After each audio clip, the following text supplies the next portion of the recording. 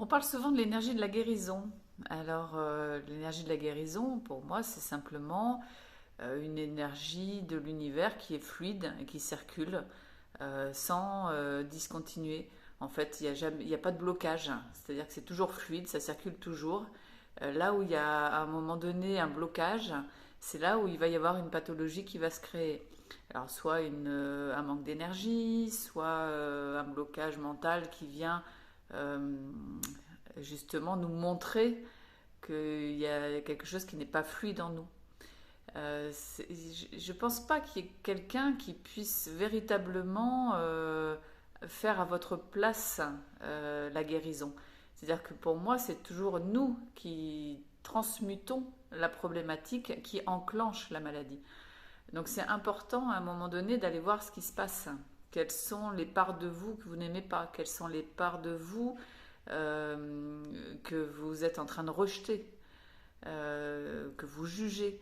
Voilà, c'est souvent ça ce que j'appelle les filtres, hein. C'est-à-dire qu'on va mettre le mental dans l'analyse, dans le décortiquage d'une situation, et du coup on referme les énergies.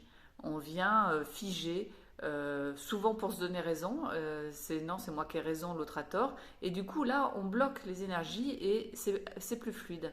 Et du coup, pour aller voir pourquoi c'est plus fluide, hein, la maladie se crée, la problématique se crée.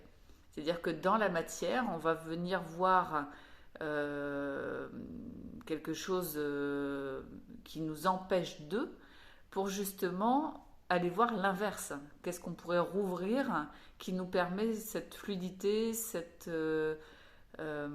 légèreté en nous.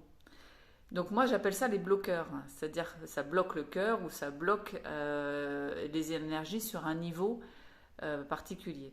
Alors ça, on peut remarquer que c'est dans tous les plans comme ça. C'est-à-dire que ça peut être mental, ça peut être physique, ça peut être énergétique. Il n'y a pas de règle, hein. C'est selon là où vous en êtes, hein, selon sur quoi vous êtes en train de travailler, quelle expérience vous êtes en train de mener, quelle est la leçon que vous êtes venu apprendre. Ben, du coup, ça va venir vous montrer quelque chose de précis. Quelles sont les solutions pour pouvoir aller débloquer ça? C'est déjà de la regarder en face. C'est-à-dire qu'à un moment donné, vous dites, ok là, qu'est-ce que j'aime pas, qu'est-ce que je vois en l'autre qui me plaît pas, et qu'est-ce que du coup, quelle part de moi je ne veux pas voir, où je me mens à moi-même. Ça, c'est pas simple, hein. Ça peut être aussi un déni d'aller voir à cet endroit-là. Moi, j'ai pris l'habitude vraiment d'arrêter d'aller chercher à l'extérieur quelque chose qui m'appartient. C'est-à-dire qu'à chaque fois que je vois un miroir qui ne me plaît pas, quelque chose qui me dérange, je vais venir voir en moi ce que ça vibre. Qu'est-ce qu'à l'intérieur de mon monde je n'aime pas? Quelle est la part de moi que je ne veux pas voir et qui du coup me dérange chez l'autre? Et c'est comme ça que j'arrive à avancer et à ouvrir mes espaces à l'intérieur. Parce que, en fait, notre âme, elle a une envie d'explorer et de grandir. Donc, en fait, à un moment donné, on ne peut plus stagner, on ne peut pas s'arrêter en chemin. On est toujours obligé d'avancer dans cette prise de conscience de ce que l'on est, dans cette ouverture des espaces infinis qui est à l'intérieur de nous.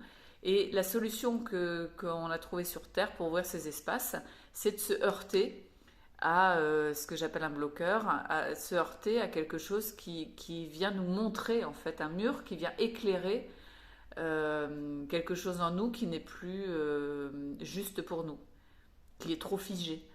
Donc ce qu'on pourrait appeler l'ombre, c'est-à-dire que ça vient mettre en lumière quelque chose de l'ordre de l'ombre, c'est-à-dire qui est caché, quelque chose qu'on a bien enfermé dans une cocotte minute, dans une grotte qu'on ne veut absolument pas voir, et à un moment donné, ben là on nous dit ah c'est l'heure, hein, là c'est prévu, tu as prévu d'aller voir ce petit côté-là de toi pour grandir et puis pour explorer encore plus des facettes de toi et pour apprendre la leçon et le niveau du jeu dans lequel tu es arrivé, un peu comme un jeu vidéo.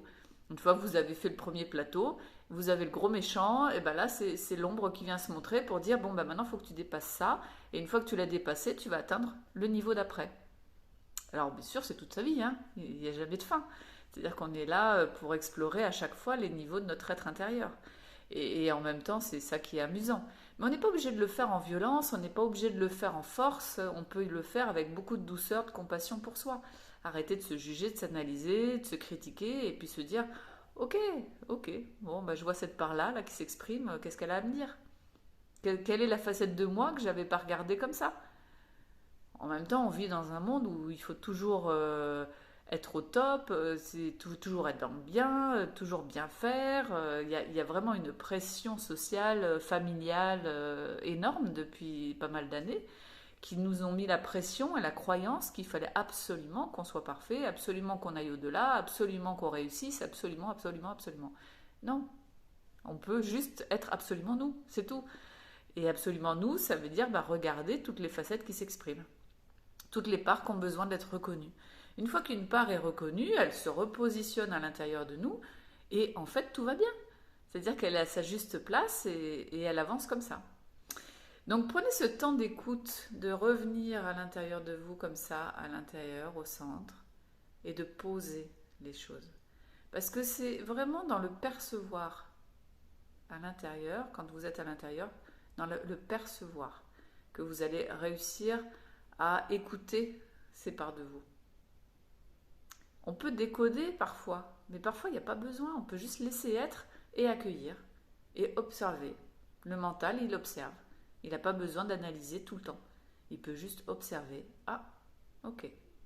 Et il apprend des nouvelles facettes de lui aussi qui peuvent venir ou des facettes cachées qui n'ont pas d'expression mentale. Voilà, il y a beaucoup, beaucoup, beaucoup de possibles pour avancer vers soi. Mais une que j'ai moi vraiment découverte, c'est pose à l'intérieur de toi et viens t'écouter. Voilà, j'avais envie de partager ça avec vous en espérant que ça peut vous donner une clé pour avancer sur votre chemin. Bye bye!